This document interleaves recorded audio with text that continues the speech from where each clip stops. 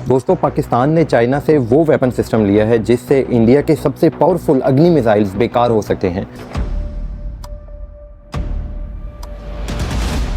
30 seconds में बताता हूँ कैसे। रीसेंट रिपोर्ट्स में कंफर्म हुआ है कि पाकिस्तान को HQ-19 डिफेंस सिस्टम मिल गया है। ये कोई नॉर्मल डिफेंस सिस्टम नहीं है, ये मिसाइल्स को स्पेस में जाकर डिस्ट्रॉय करता है और इसका रडार पूरे इंडिया को कवर करता है। दिल्ली से लॉन्च करो या चेन्नई से, पाकिस्तान को पता चल जाएगा। लेकिन ट्विस्ट ये है कि इंडिया इसके काउंटर में और भी खतरनाक वेपन्स बना रहा है। वीडियो एंड तक देखते रहिए, क्योंकि इस वीडियो में हम देखेंगे कि आर्म्स की इस रेस में कैसे ये दो न्यूक्लियर कंट्रीज किस हद तक जा रहे हैं। सिंपल अल्फाज में, इंडिया के पास अग्नि सीरीज मिसाइल्स हैं, पाकिस्तान के पास अब तक इसकी कोई प्रॉपर शील्ड नहीं थी। HQ-19 अग्नि सीरीज का तोड़ है। लेकिन HQ-19 है क्या? चाइना का top secret anti ballistic missile system. Price $500 million से $1 बिलियन पर बैटरी। लेकिन यहाँ एक शॉकिंग बात भी है, ये सिर्फ एक चीज़ कर सकता है, बैलिस्टिक मिसाइल्स रोकना। फाइटर जेट्स नहीं रोक सकता, क्रूज मिसाइल्स नहीं, ड्रोन्स बिल्कुल नहीं। तो फिर इतना एक्सपेंसिव क्यों?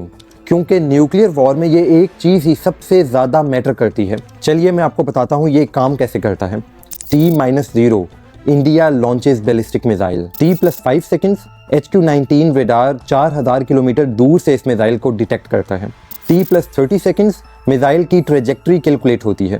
T+2 minutes system interceptor launch करता है। T+5 minutes boom, 200 kilometre altitude पे स्पेस में इंटरसेप्शन। इनकमिंग मिसाइल की स्पीड होती है 36,000 किलोमीटर पर आवर और इंटरसेप्टर की स्पीड 40,000 किलोमीटर पर आवर। ये बेसिकली स्पेस में बुलेट को बुलेट से मारने की तरह है।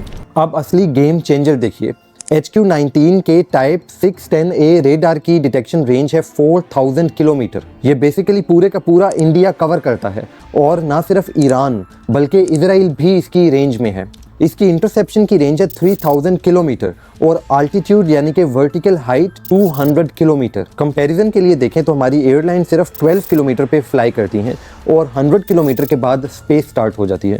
दूसरी तरफ क्या इंडिया चुप बैठा है? बिल्कुल नहीं। इनसाइड सोर्सेज के अकॉर्डिंग वो अग्नि-P मल्टीपल वॉरहेड्स मिर्व टेक्नोलॉजी पे काम कर रहा है। एक सिंगल मिसाइल जो मल्टीपल टारगेट्स को हिट कर सकता है। अग्नि-P 10 मिसाइल्स में स्प्लिट हो सकता है। तो सवाल ये है, क्या HQ-19 तमाम 10 को इंटरसेप्ट कर पाएगा? बाय द वे आपको बताता चलूं कि दूसरी तरफ पाकिस्तान भी मर्व टेक्नोलॉजी के अबाबील मिसाइल पर काम कर रहा है।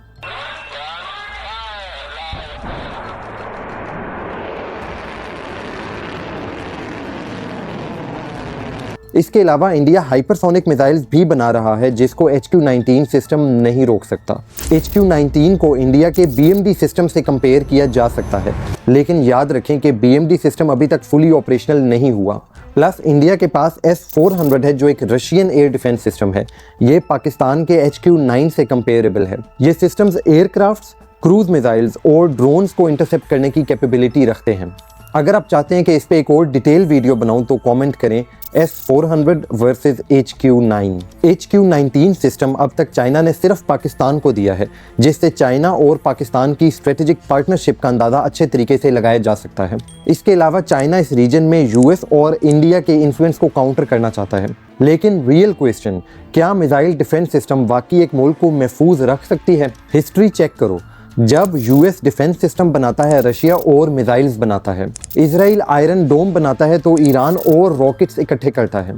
और रिसेंटली हम देख चुके हैं कि दुनिया का सबसे बेहतरीन डिफेंस सिस्टम आयरन डोम भी एक लिमिट तक डिफेंस प्रोवाइड करता है। तो इसका रिजल्ट क्या है?